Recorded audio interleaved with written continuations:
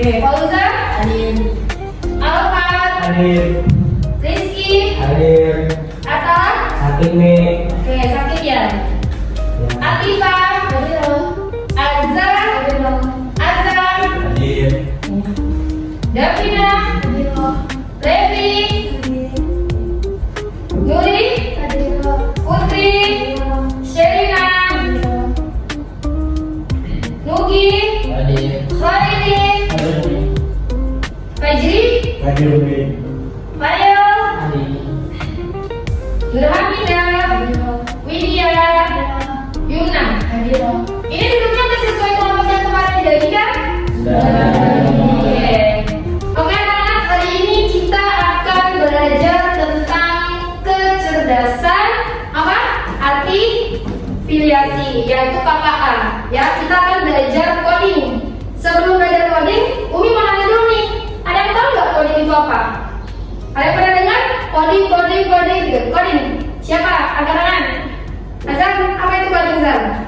Enggak pernah dengar doang tapi nggak tahu. Nah, menurut kamu coding itu apa? Kalau menurut persepsi kamu nih sebelum kita masuk ke materi. Kode. Kode, oke, ada lagi yang lain? Apa? Coding, kode, terus Python, pernah dengar Python? Pernah ya? Nah, Python itu juga salah satu dari coding. Oke, hari ini kita akan belajar dari modul 2 yaitu berpikir komputasional dan literasi digital. Nah, di sini kita akan memahami literasi algoritma dan konten digital. Di sini ada pada tujuan pembelajaran, berpikir komputasional ya, apalagi pengolahan data, produksi konten digital, diseminasi konten digital. Oke, kita masuk ke selanjutnya. Nah, sebelum kita mulai belajar coding, Umi minta berdiri dulu. Kita ice breaking dulu. Ya, berdiri. Berdirinya senyaman mungkin. Kita mulai.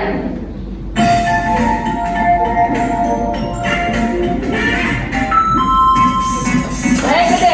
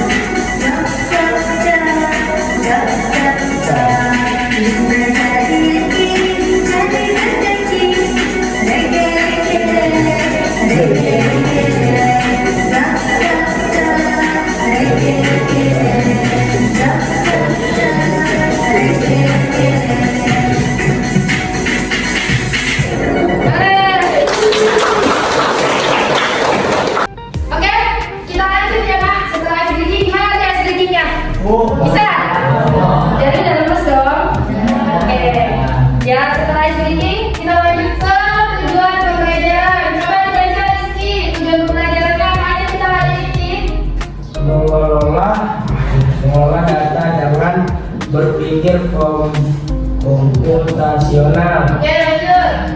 merancang algoritma struktur, memproduksi dan menyebarkan konten digital yang komunikatif dan etis. Oke, tujuannya adalah ini, mengelola data dengan berpikir komputasional. Nanti kita akan belajar apa sih berpikir komputasional itu, terus merancang algoritma terstruktur. Algoritma itu nanti apa? Nanti dijelasin. Memproduksi dan menyebarkan konten digital yang komunikatif dan etis. Oke, lanjut. Oke, berpikir komputasional atau computational thinking adalah pendekatan pemecahan masalah yang melibatkan dekomposisi, pengenalan pola abstraksi, dan logaritma. Jadi kalau ada kata komputasional itu berarti apa? Pendekatan pemecahan masalah. Jadi jangan ketika dibilang berpikir komputasional pikirnya apa? Wah, ini kerjanya harus pakai laptop nih. Wah, ini harus berpikir secara komputer. Bukan, tapi komputasional adalah pemecahan masalah. Sampai sini paham? Oke, lanjut. Nah, tadi kan ada 4 ya. Ada dekomposisi, ada pengenalan pola, ada abstraksi, dan algoritma. Nah, di sini apa sih dekomposisi? Dekomposisi adalah memecah masalah besar menjadi bagian-bagian kecil yang lebih mudah dipahami dan diselesaikan. Contohnya berangkat ke sekolah.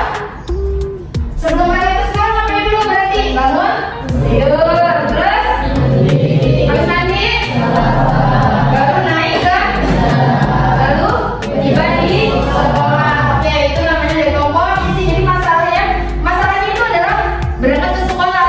Tapi pemecahannya itu seperti apa? Mulai dari bangun tidur, mandi, sarapan, dan seterusnya. Berikutnya ada pengenalan pola, yaitu mencari kesamaan perulangan atau tren dalam data atau proses. Contohnya menyadari bahwa siswa yang naik sepeda rata-rata menempuh waktu 20 sampai 30 menit ke sekolah. Lalu ada abstraksi, memilih informasi penting, contohnya data siswa, jenis kendaraan, dan waktu tempuh. Nah, ini ada algoritma, menyusun langkah-langkah sistematis untuk menyelesaikan masalah atau menjalankan tugas, memasukkan jarak waktu, kecepatan kendaraan, jarak kecepatan, dan tampilan hasilnya. Ini yang disebut adalah berpikir komputasional. Dari data-data ini nanti diolah secara komputasional. Misalkan, kalau berangkat ke sekolah pasti hambatannya apa aja? Yang pertama adalah macet, berarti kendala di jarak tempuh. Terus macet itu mempengaruhi apa? Waktu. Terus apa lagi? Keterlambatan di sekolah. Nah, itu nanti ada pembacahannya. Oke?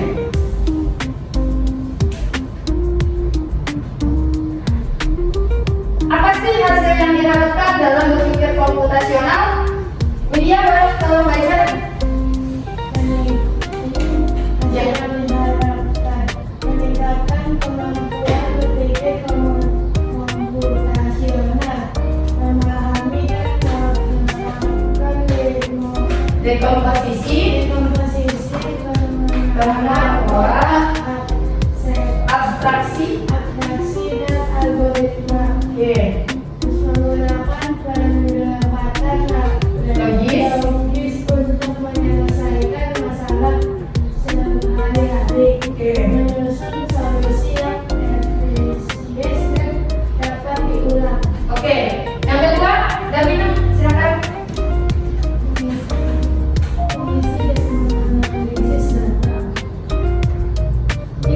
Mengelola dan menganalisis data, mengidentifikasi jenis data,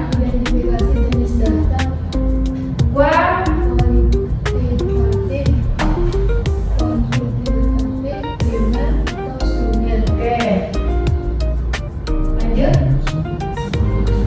Membersihkan dan menyusun data ke struktur. Lalu menyusun algoritma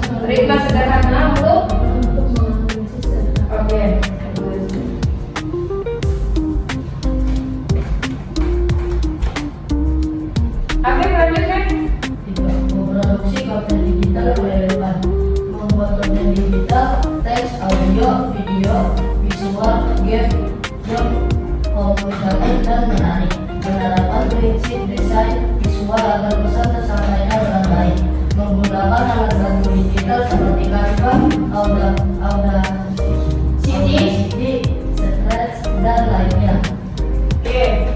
Lanjut Khairil. Menggunakan konten secara etis dan efektif. Memilih platform distribusi yang sesuai, YouTube, TikTok, blog, LMS. Menyusun strategi komunikasi digital yang tepat sasaran. Mengevaluasi dampak konten melalui interaksi audiens, stickers, likes, komentar, durasi tayang. Oke, lanjut Khairil. Mendorong kolaborasi dan refleksi, Oke. membangun kerjasama antar siswa dan guru dalam produksi konten, Oke, lanjut. melatih kemampuan reflektif terhadap proses dan hasil pembelajaran, meningkatkan kesadaran akan etika digital dan dampak teknologi. Oke, makasih. Itulah tadi harapan-harapan yang diharapkan setelah kalian belajar komputasional. Oke, tadi kita sudah berpikir komputasional secara materi. Hari ini kita akan prakteknya ada di Scratch. Siapa yang udah pernah mainan Scratch? Atau udah pernah dengar Scratch? Dia sedang dari mana? Oh, pernah ikut kelas coding juga. Oh, oke. Ya, kita nanti akan bermain Scratch. Ada apa aja sih di Scratch? Ada yang namanya sprite. Sprite ini adalah pelaku atau aktornya di dalam si Scratch itu. Nanti di sprite ini kita bisa pilih nih, mau manusia, mau animal, banyak ya. Terus nanti ada yang namanya backdrop. Backdrop ini adalah background nih, yang kalian lihat nih, montage ini backdropnya itu montage, sprite-nya itu bed, ya. Nah nanti kita mau ngapain nih si bed ini nih? Udah ada backdropnya, udah ada si pelakunya, terus kita mau ngapain? Apakah mau disuruh terbang? Apakah mau disuruh loncat? Mau disuruh lari? Itu bisa. Nah ini adalah langkah-langkah utamanya. Setiap kata itu harus ada pakai green flag, ya. Kalau tidak ada green flagnya, maka ini tidak bisa dijalankan. Seperti itu. Oke, sekarang kalian buka Scratch-nya, sudah? Buka di laptopnya, cap ya. Nah, klik di tulisan sprite, pilih back. Sprite di sebelah kanan ya. Ini sprite-nya. Sprite yang gambar kepala panda. Nah itu sprite-nya itu. Dipilih di paling atas, pencet ke atas. Nah, oke. Coba pilih sprite klik yang paling atas. Itu di cancel dulu. Yang ini di cancel. Pencet lagi sprite-nya. Jangan atas nak. Coba sprite-nya aja yang palanya. Nah, pilih animal, pilih bed. Ya, kalau lawan ada nggak? Ini juga itu dia.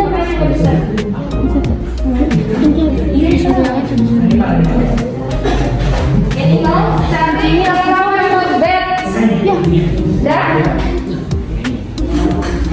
ya, pilih bednya udah. Oke, udah. Bednya dipindahin ke sebelah kiri atas. Nah, yang masih ada capnya dibuang. Ya, udah. Capnya dibuang. Oke. Kita mainnya bed. Yes. Oke, good. Bednya taruh di atas, kiri atas. Digeser ke kiri atas, itu bisa pakai mouse. Kiri atas. Oke. Udah, kiri atas. Oke, selanjutnya apa lagi? Cari backdrop-nya. Klik di backdrop. Klik lagi. Oke, cari montage. Lihat gambarnya di sini. Gambarnya apa? Gua ya. Montage. Udah ketemu kan? Oh, loading.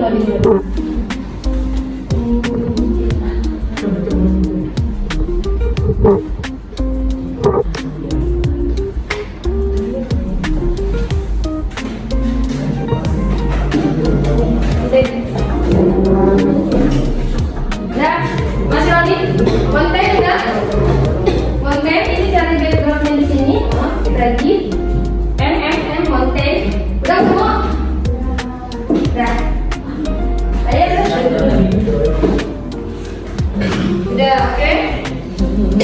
Kenapa? Loading, sinyal. Udah belum? Masih sinyal? Sudah ya? Tadi bednya sudah ada? Sudah, bednya ada? Sekarang kita ke size dari bed. Size-nya ganti menjadi 50. Langsung ketik aja 50. Bisa? Sudah? Oke, sekarang setelah ada bed, kontennya sudah ada, ukuran juga ada, kita langkah-langkahnya. Tarik event yang dikatakan kalian ini nggak? Nih, ada event. Kalau bahasa Indonesia pakai Inggris semua kan ya? Udah ada event? Oke, ada gambar green flag. Tarik green flag. Green flagnya ditarik ke sebelah. Ditarik. Nah, jangan jauh-jauh. Oke, sudah? Oke, berikutnya kontrol.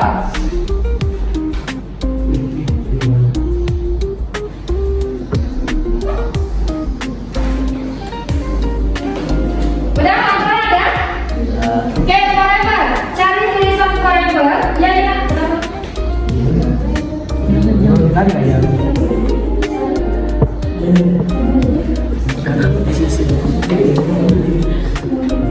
Ini disakuin nggak?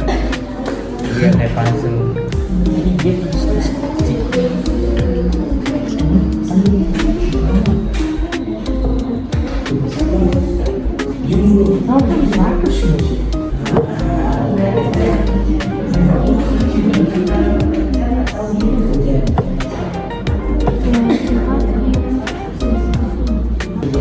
Sekarang yang set score. Yang set ada set di variabel tadi. Ada tulisan set. Oke, set my variable to gitu kan?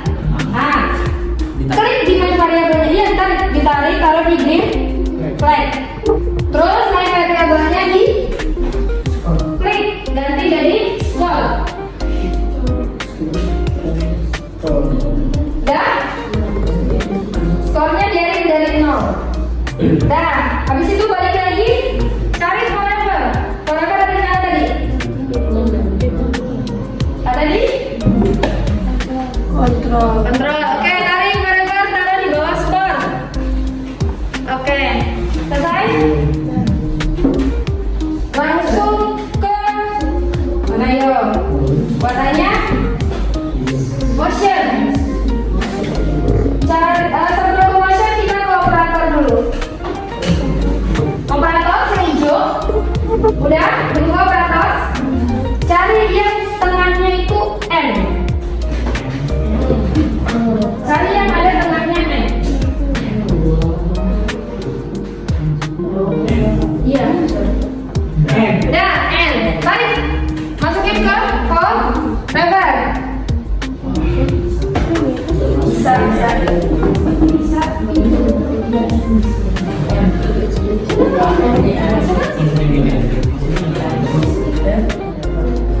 Tadi kita sudah praktek. Gimana? Happy?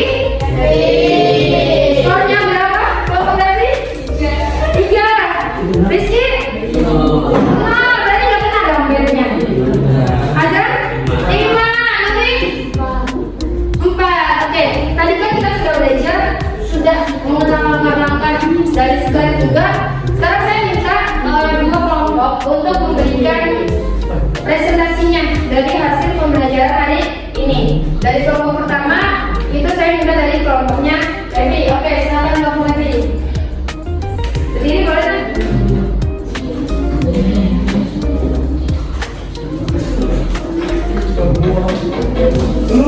Oh, di depan ada main kursinya kan? Oke.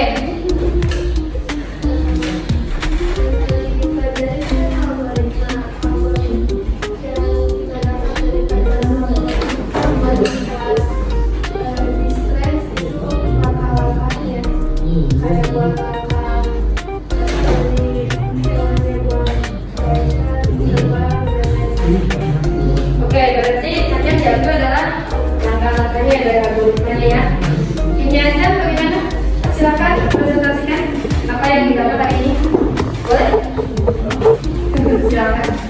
Hasil dari pelajaran hari ini mungkin kita bisa tahu bagaimana cara berpikir secara komputasional dan gimana cara bikin game secara simpel yang mungkin bagi orang bikin game besar, tapi bikin game di Scratch itu kalau berpikir secara komputasional contohnya ada kayak dari algoritma yang ada di komposisi yang memecahkan masalah menjadi beberapa bagian itu menjadi kan apa ya masalah hal yang menurut orang besar jadi Ya, gampang gitu ya. Ya. Jadi kan memang berpikir komputasional ini kan tadi punya empat ya, dari komposisi, abstraksi, pengelolaan data dan yang terakhir algoritma. Di komposisinya kayak gini, kan pikirannya susah nih kayaknya nih men-scratch gimana sih gitu. Ternyata setelah dipecah-pecah misalkan, oh mau sprite-nya apa dulu nih, dipikirin tuh dengan sprite-nya, terus nanti background-nya apa, terus apa lagi, mau ngapain si bandnya itu. Nah itu nanti dipecah tuh. Pertama terbang, yang kedua pikiran kita, yang ketiga baru bisa dimainin gamenya seperti itu ya. Itu namanya dekomposisi. Masalah besar dikecilkan supaya apa? Supaya bisa diselesaikan. Sampai akhirnya ketemu ke algoritma. Mau ngapain nih di algoritma yang mana dulu yang harus dikerjakan. Oke, untuk hari ini cukup sekian. Terima kasih.